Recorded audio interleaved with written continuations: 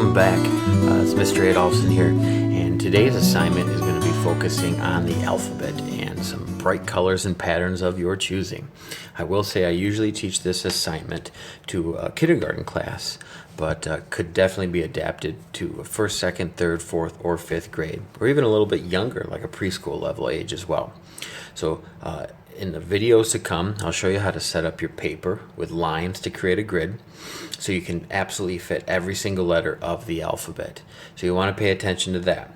And parents, if you're listening out there and you got a preschooler or a young kindergartner, you might notice they need help with the lines. So I added some pictures here where I did dots to dot lines for my daughter Lucy, who's about 3.5, and she did okay with that. And then I did dot to dot alphabet letters for her too.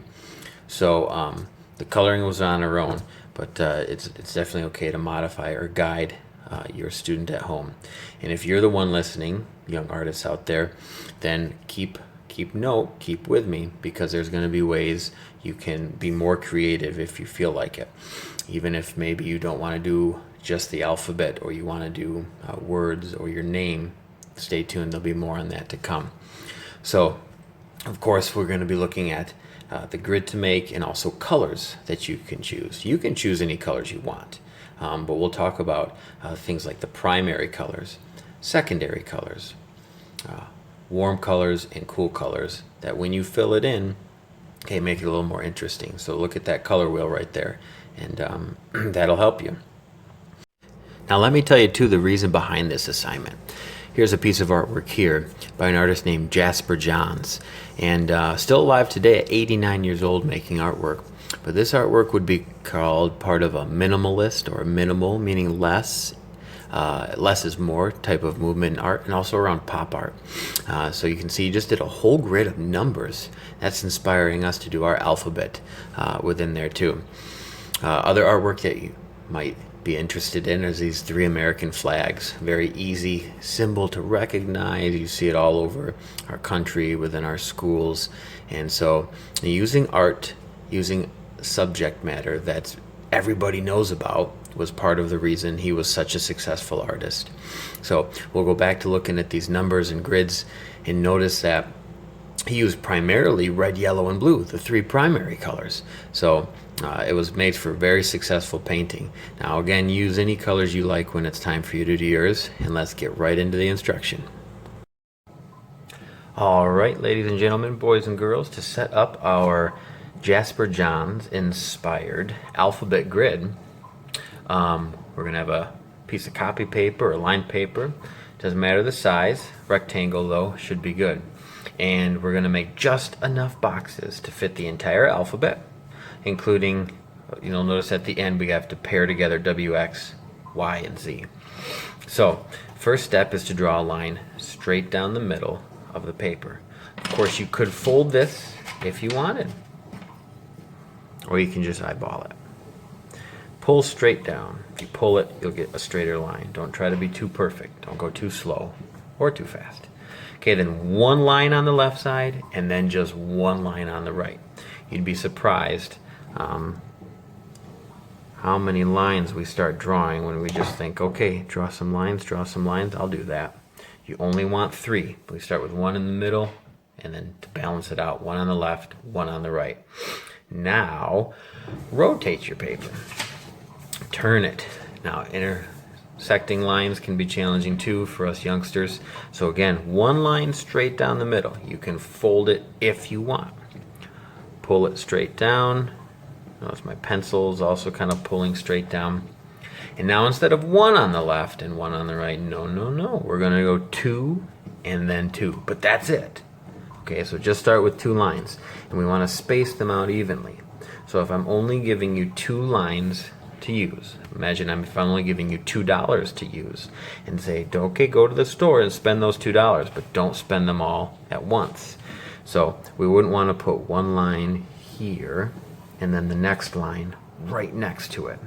We kind of want to space these out to make the boxes that they make, the grid, kind of all similar. They're not going to be exactly the same.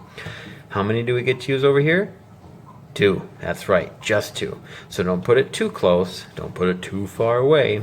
Try to imagine. Sometimes I even draw with my finger just to space it out and use my imagination and my sense of sight to plan ahead.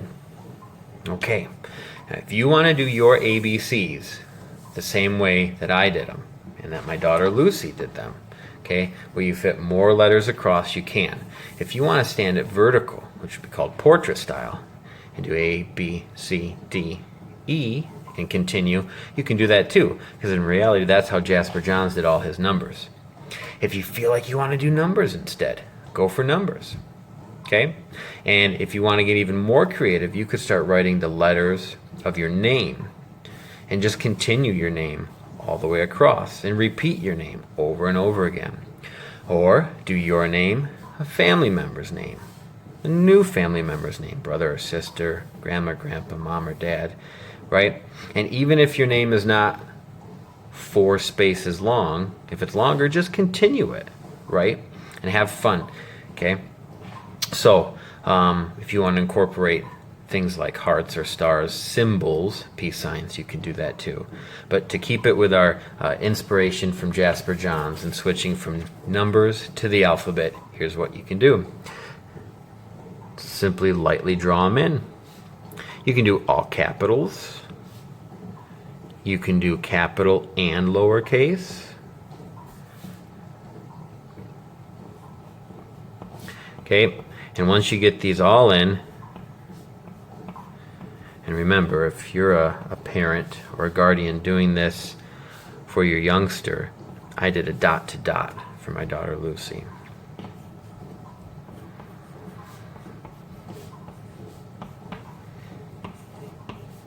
I'm literally saying the alphabet in my head right now because I feel like I'm going to miss it.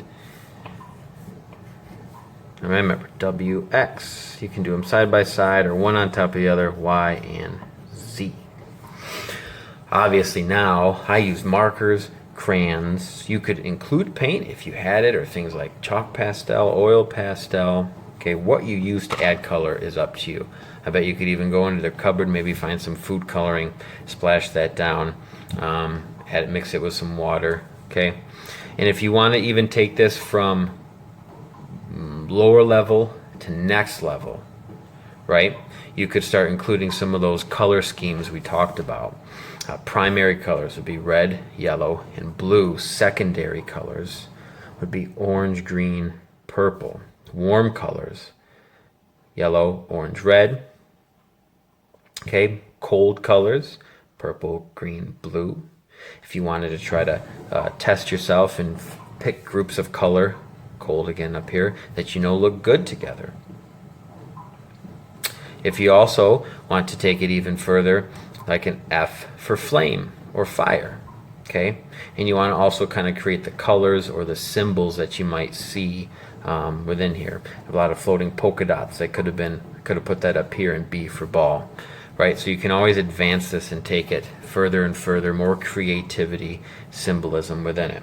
So if you're at this point, you are ready to add color in any way you choose. Now you can definitely outline your grid darker, press hard with a dark colored crayon, marker, or Sharpie, or you can leave it alone like I did, and I just let the colors kind of create the boxes. So